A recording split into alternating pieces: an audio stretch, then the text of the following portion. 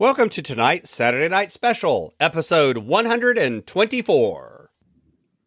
I'm Boss Lebesk, and I challenge you to invest in yourself, invest in others, develop your influence, and impact the world by using your time, your talent, and your treasures to live out your calling. Having the ability to overcome your limiting beliefs is key, and one way to inspire you to do that is to listen to this. The Inspired Stewardship podcast with Scott Mater. The lessons that we can take from this is you've really got to recognize to make a big difference. You've got to endure and work hard over a long period of time. You've got to find the things that you're willing to do over and over with consistency, even when the impact feels like it's not there. Welcome and thank you for joining us on the Inspired Stewardship podcast. If you truly desire to become the person who God wants you to be, then you must learn to use your time, your talent, and your treasures for your true calling. In the Inspired Stewardship podcast, you will learn to invest in yourself, invest in others, and develop your influence so that you can impact the world. In tonight's Saturday Night Special, I talk to you about the powerful phrase, learn, do, teach. I share how to recognize the power of this to make a lasting legacy, but only if you're willing to put in time and effort. I also talk about how we need to evaluate where we are in this phrase with the things that we want to grow in. One area that a lot of folks need some help with is around the area of productivity. Getting not just more things done, but actually getting the right things done can be really tough. I've got a course called Productivity for Your Passion that's designed to help you do this and then to hold you accountable and walk with you so that you can tailor productivity not just to be getting more done, but actually getting the right things done. What's more, we take the approach of looking at your personality and how you actually look at things in the world and tailor the productivity system to your personality. Because the truth is, a lot of the systems that are out there are written really well for somebody with a particular personality type. But if you have a different approach to things, they just don't work. But there's tools and techniques and approaches that you can take that will work for anyone. And we help you do that in Productivity for Your Passion. Check it out over at inspiredstewardship.com/launch. Learn, do, teach. That was something that was said on Monday's episode in the interview with Rob when he was talking about how that's a powerful thing that's a key to success.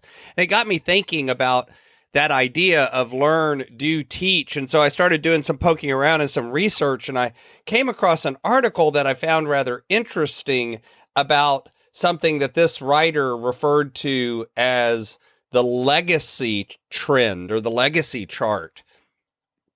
And to think about it, this is the setup, but it made me realize that this idea that I've talked about before about how we put in effort and see no results. And then oftentimes there's a turning point where things begin to take off, that this is actually part of this learn, do, teach mentality.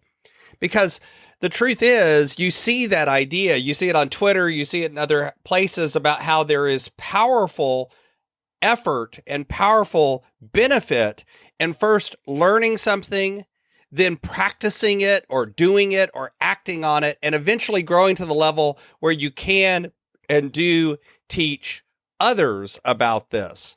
It plays out on a micro scale in terms of learning skills and abilities, but it also plays out in some ways on a lifelong or macro scale about growing from a child to a young adult to a more mature adult who may teach others or teach children of their own. So there's this cycle that plays out both on a small level and on a big level that's encapsulated by this idea of learn, do, teach.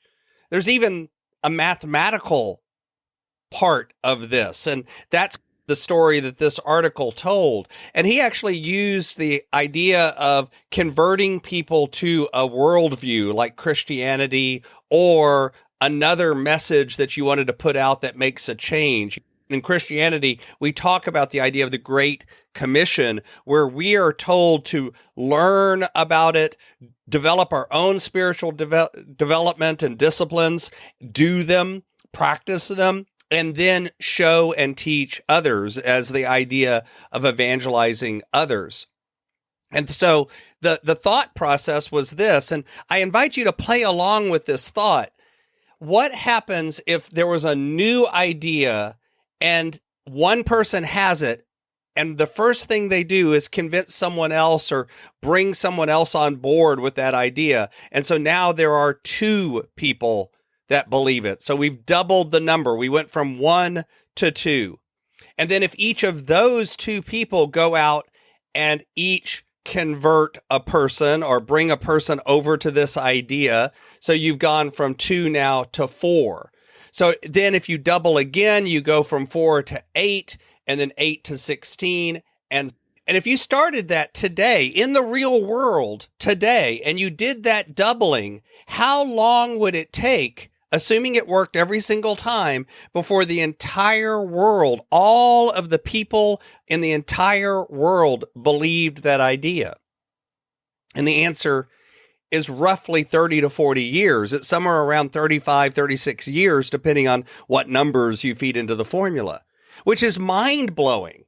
Arthur talked about how this blew his mind when someone pointed it out to him. And it blows mine as well, that with all of the people on the planet, if you started at 0, had 1 and then 2 and continued doubling, it's that power of compounding that we constantly talk about. It's the power of consistency, of doing something over and over again with focused effort and targeted ideas that leads incrementally to small change, but results over time into massive change.